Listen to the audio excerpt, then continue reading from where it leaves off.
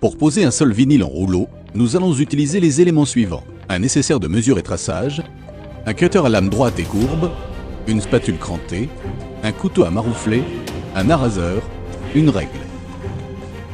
Nous aurons besoin d'un revêtement de sol vinyle en rouleau, de colle spéciale vinyle, d'adhésif double face, d'une barre de seuil. Étape 1. Poser à blanc. Avant tout, assurez-vous que le support du revêtement soit sain, propre et sec. Avant de commencer la pose du revêtement, laissez le rouleau à température ambiante dans la pièce pendant 48 heures. Pour déterminer la surface de revêtement à poser, mesurez la largeur et la longueur de votre pièce et ajoutez 20 cm de chaque côté. Commencez par enlever les plinthes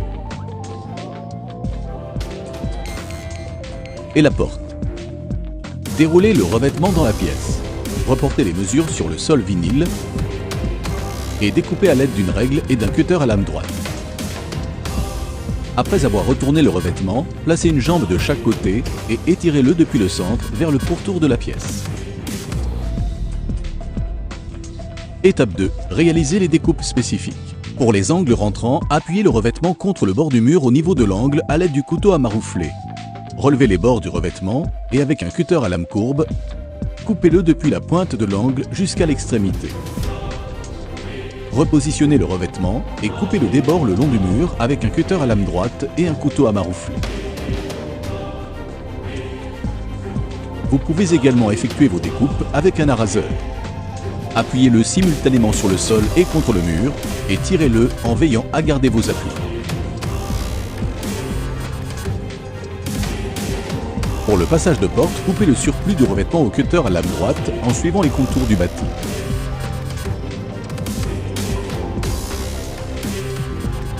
Pour les angles sortants, laissez 20 cm de débord de chaque côté de l'angle, puis tracez un repère sur le revers du revêtement. Avec le cutter à lame courbe, découpez le revêtement depuis le repère jusqu'à l'extrémité pour éliminer la chute. Puis procédez à une seconde découpe, depuis la pointe de l'angle jusqu'au repère. Repositionnez le revêtement et arasez le débord le long du mur avec un cutter à lame droite et un couteau à maroufler. Pour contourner les tuyaux, les piliers ou les arrondis, plaquez le revêtement contre le bord avec le couteau à maroufler. Repliez le revêtement et coupez depuis la jonction avec l'obstacle jusqu'à l'extrémité à l'aide d'un cutter à lame courbe. Faites de même tout autour de l'arrondi par découpes successives de bandes de 3 cm environ. Découpez les chutes obtenues avec un cutter à lame droite. Pour les raccords entre deux laits de revêtement, prévoyez un recouvrement d'une dizaine de centimètres entre chaque lait. Placez une règle dans la zone de recouvrement des laits parallèlement au mur. Coupez les laits avec un cutter à lame droite le long de la règle. Sans bouger la règle, ôtez la chute du premier lait et recoupez le lait du dessous de la même manière. Enlevez la chute du second lait.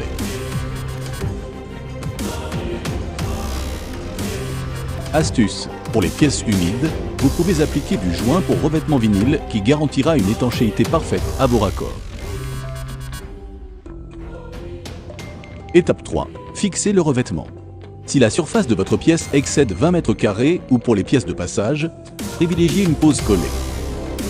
Repliez le revêtement sur la moitié de la pièce. Versez la colle et à l'aide d'une spatule crantée, encollez le sol de façon uniforme et reportez-vous à la notice du fabricant pour le temps de séchage. Replacez le revêtement et marouflez depuis le centre de la pièce jusqu'aux extrémités. Faites de même sur la seconde moitié de la pièce. Si la surface de votre pièce est inférieure à 20 m², vous pouvez fixer votre revêtement à l'aide d'adhésif double face. Collez l'adhésif sur le sol, à la périphérie de la pièce et au niveau de la jonction de deux laits. Enlevez le film supérieur de l'adhésif. Replacez ensuite le revêtement et marouflez depuis le centre de la pièce jusqu'aux extrémités. Pour les pièces comprises entre 12 et 20 m², ajoutez une bande d'adhésif tous les mètres. Étape 4. Réalisez les finitions. Dans le cas d'un passage de porte ou à la jonction de deux pièces, installez une barre de seuil. Positionnez la barre de seuil à son emplacement définitif et décalez-la de la moitié de sa largeur. Maintenez la barre de seuil et découpez le revêtement excédent avec le cutter à lame droite. ôtez la chute. Fixez ensuite la barre de seuil avec des vis adaptées. Enfin, reposez les plinthes qui dissimuleront les bords du revêtement. Voilà, votre sol vinyle en rouleau est maintenant posé. Retrouvez tous nos conseils de bricolage sur www.castorama.fr.